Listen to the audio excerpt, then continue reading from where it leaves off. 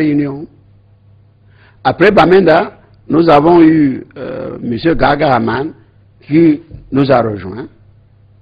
Mais depuis Yaoundé, je ne sais pas si M. Nomouna a assisté à la réunion de Fumban. Donc, après Yaoundé, il n'y a eu aucune réunion où tous les chefs, tous les signataires, disons, de la déclaration de Yaoundé ont assisté.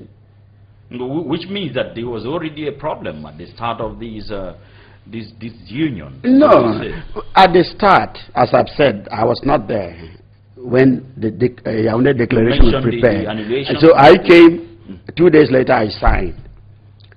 We gave a press briefing. We departed and agreed that we would meet in Fumban. A few days later, SDF recognized Mr. Bia's victory, whereas the first point on the Yaoundé declaration was the annulment of the election, which we thought was not free and fair. Therefore, singling themselves out to recognize Bia's victory was the start of the collapse of G7. Even then, we decided to carry on. We went to Fumban, we came to Douala, that maybe eventually, even though that had happened, we said, no, let's see, even if we only secure the adoption of a consensual electoral code and then a new independent electoral commission and so on, let's go ahead and see what we can do. But from Yaoundé, there is no one meeting where all the signatories of G7, Declaration of Yaoundé, ever attended. With these problems, these ups and downs, is an opposition coalition possible in Cameroon? It has not been possible. You know that it collapsed in 2004. That was actually the first time that a coalition of opposition parties actually happened, because what the Yaoundé Declaration was not actually a coalition. No, of course not. It was coming together a group of opposition parties to work in the general interest. But I would like to say that I get a bit disturbed when Cameroonians talk of a coalition of the opposition parties. It has never happened anywhere, much less in Cameroon. What we've not yet understood, maybe we know but we don't want to understand, is that more than half of what they call opposition parties are set up by CPDM to set confusion among the opposition political parties. A good many of them are branches or maybe even cells of CPDM. So coming together in Cameroon as opposition party, forming a coalition, is out of the question. It succeeds elsewhere, not at the level at the start of the election. It succeeds because in those countries we have elections in 2 rounds. When a candidate of the opposition comes second in the first round of election, then the rest of the opposition now rally behind that man so that he should win. But to say that you can just come out some day and say, let's come together as opposition parties and form a coalition, it won't work. For the simple reason that SDF, for instance, believes that, and you help them to believe that they're the major opposition party, the first opposition party, and so everybody should come and line up behind them. They say it even on the press, in the interviews, it's on papers. I'm not saying it for them. And then there are other parties which are there only to make a name and look at the possibility of joining the government. So, properly speaking, there are very few opposition parties, strictly speaking, in Cameroon. Dites-nous, honorable, vous êtes dans quel camp?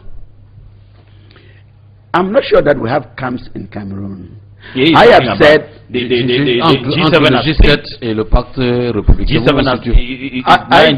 I just believe that there's no more G7. I was invited to Fumban.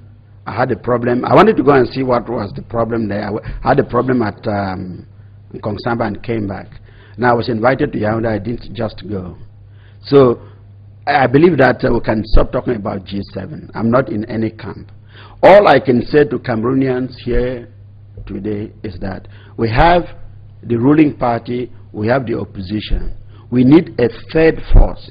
And that third force is only People's Action Party, which I head. I am neither with the government nor with the opposition. I'm in the middle.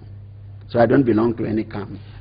Honorable, vous faites peur à la population et à la communauté tout entière qui pense du coup que vous, les responsables du parti politique, vous roulez pour vous-même et non pour ce peuple dont vous croyez défendre bec et ongle. Et du coup, ça pose problème de leader. Est-ce que vous avez l'impression qu'on s'en sortira? Qu'est-ce que je peux dire? Je pense que les Camerounais n'ont pas à avoir peur.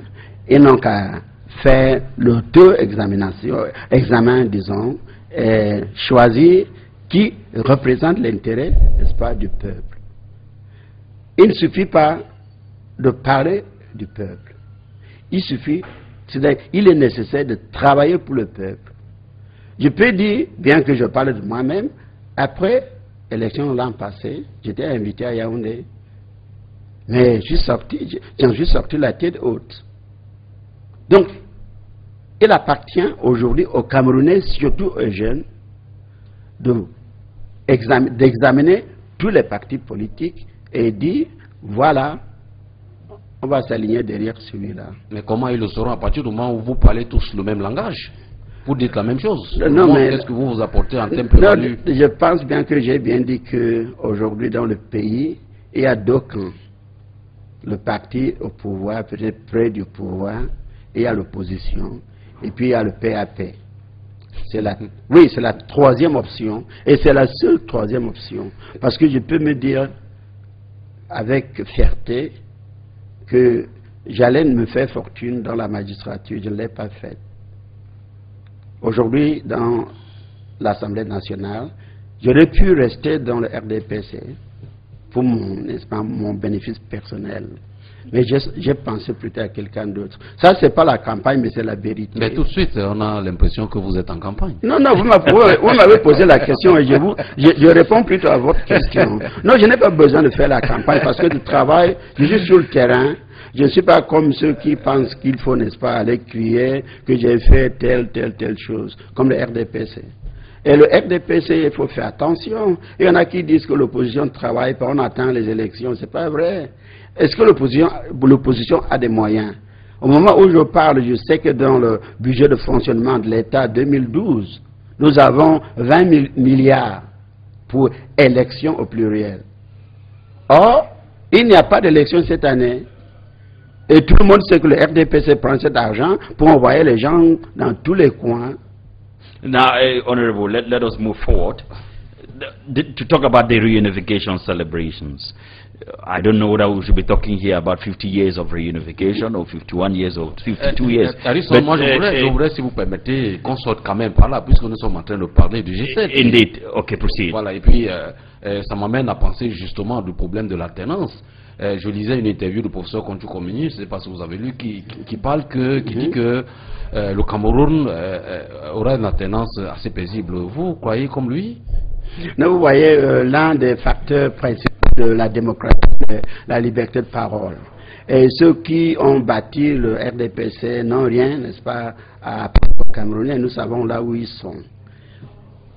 Le problème aujourd'hui qui inquiète tout Camerounais raisonnable, c'est la succession de Paul Biya.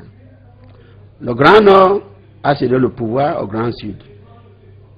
À l'époque, on venait, n'est-ce pas, d'abolir la fédération, si bien que les anglophones n'avaient pas du poids.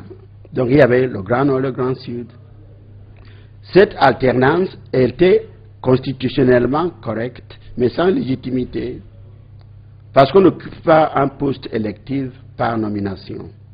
Mais toujours est-il que Ahidjo a cédé le pouvoir à M. Biya. Aujourd'hui, le problème qui va se poser à la sortie de M. Biya, et Biya nous a dit 20 ans, il reste peut-être 13 ans, je pense que c'était 2005, donc si c'est 2005, il reste 13 ans. À la sortie de Biya, si Dieu le bénit de vivre jusqu'à 13 ans encore, à la sortie de Biya, le Cameroun sera dans le chaos.